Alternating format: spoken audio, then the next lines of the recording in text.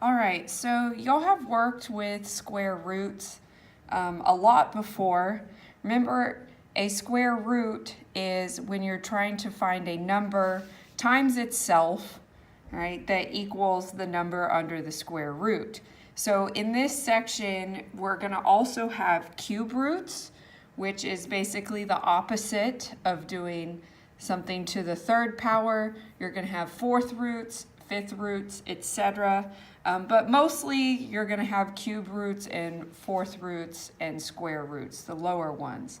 So on example 1, they're just asking us to find the square root or the cubed root or the fourth root. So on A, find the real square root of negative 16.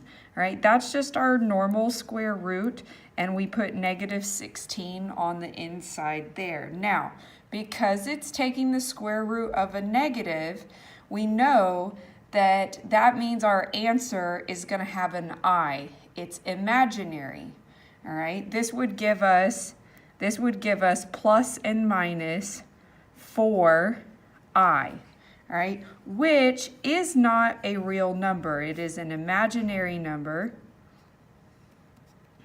Okay, and they said find the real number root. Well, since they're all imaginary, there are none. So that was almost like a trick question. All right, remember when you take the square root of a negative number, right, there is none. Okay, now, B though, there actually is a real answer.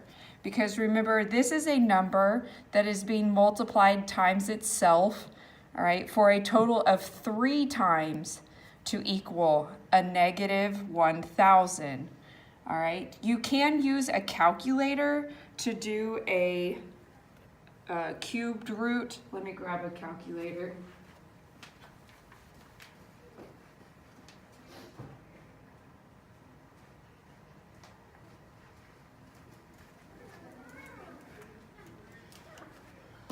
It's just like class, for real. I have to leave.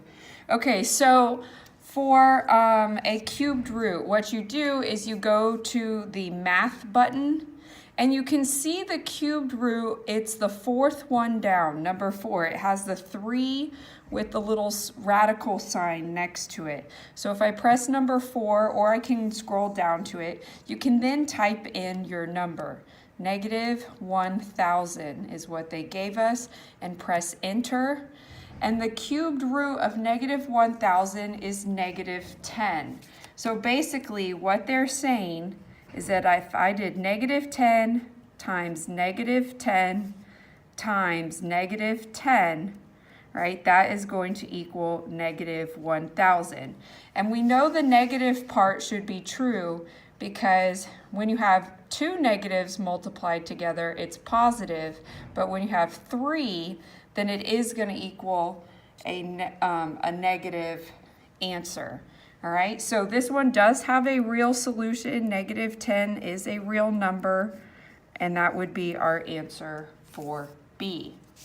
All right, looking at letter C, we're looking for the fourth root of 16.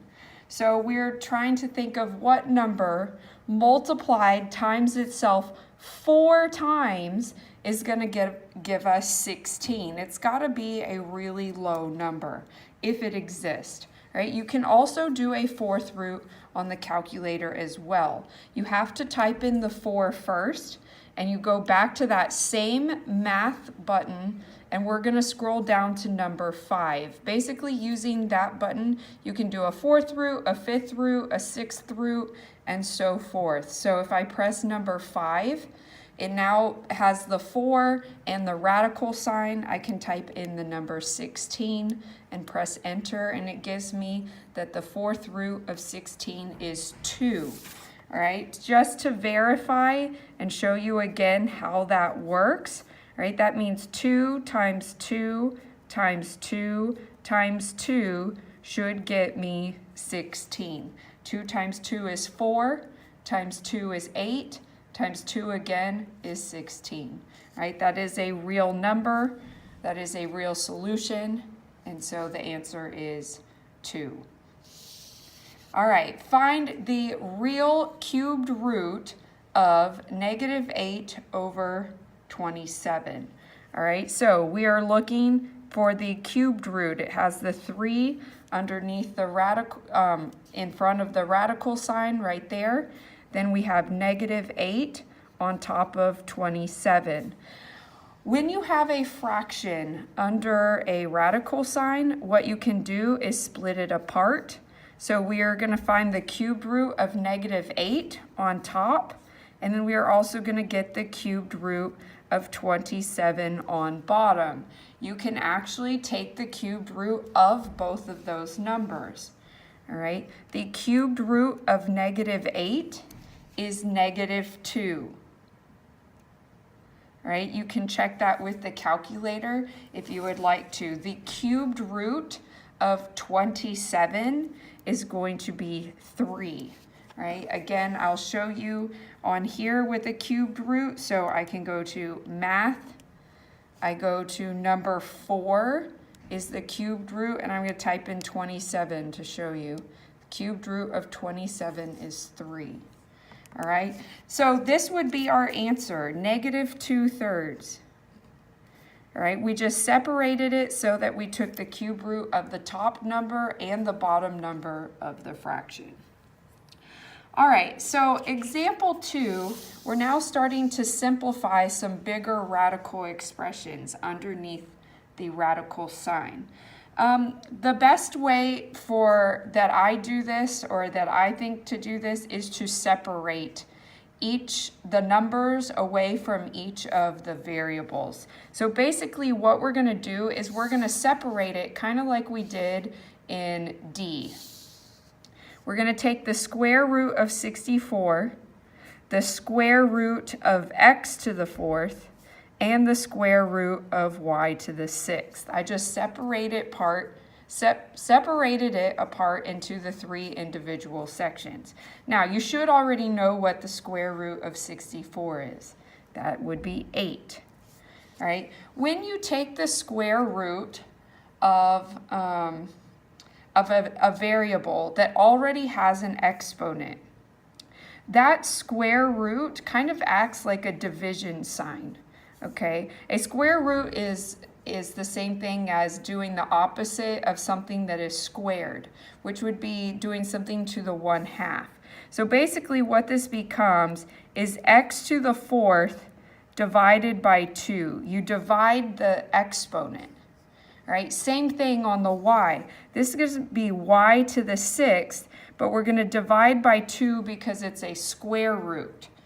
So what that simplifies to is we still have the 8, all right, and then we now have x to the 4th divided by 2, which would be 2, so x squared, all right, and then 6 divided by 2 is 3, so the exponent on the y is going to be to the 3rd power. Right? This is as much as I can simplify it, and so that's going to be my answer there. All right, same thing on B, except this time this is a cubed root. I'm going to separate it apart. I'm going to take the cubed root of 27, and then I'm going to take the cubed root of y to the 6th. Now, the cubed root of 27, we did that in this problem up here. We saw that it was 3. All right? When we do y to the 6th, but we take the cubed root, it's going to be similar to what we did here, but we're not going to divide by 2. We divided by 2 on this one because it was a square root. On this one, we're going to do y to the 6th, but we're going to divide by 3 because it is a cubed root. A cubed root is like doing an exponent to the 1/3 power, all right? And that's where we get this from. So our final answer would be 3y, and 6 divided by 3 is 2, so it would be 3y squared. And that's as far as you can simplify it. All right, let's go to C. C, we are taking to the 4th root. All right, so we have the 4th root of x to the 8th. I'm going to break it apart first, times the 4th root of y to the 12th. All right, similar thing that we did here with the exponents, but now we have a fourth root. So the exponents, we have to divide by 4. It would be x to the 8th over 4, and also y to the 12th to the 12/4. Okay, we divide by 4 because it is a fourth root. Now, simplifying that is super easy. 8 divided by 4 is 2, so this would be x squared, right? And 12 divided by 4 is 3, so that would be y to the 3rd. And that's as far as you can go. All right, moving on to D. Separated apart. Again, we're simplifying, so we're going to take the cubed root of negative 64. We're going to take the cubed root of a to the 3rd, and we are going to take the cubed root of b to the 15th. All right, now I believe you can take the cubed root of negative 64. Let me just double check on that. Let's see, math number 4, cubed root negative 64, let's plug that in, is negative 4. All right, so this part becomes negative 4, okay? It's a cubed root, so when we do the exponents, we divide by 3. All right, same thing here. We're going to do b, it's already b to the 15th, but we're going to divide that 15 by 3, and that's going to get us negative 4. This would be a to the 1st power, or just a, all right, because you don't have to write the exponent of 1. And then b, that would be 15 divided by 3 is 5, so that would be b to the 5th. And that's how you simplify those radical expressions. Stay tuned for part 2.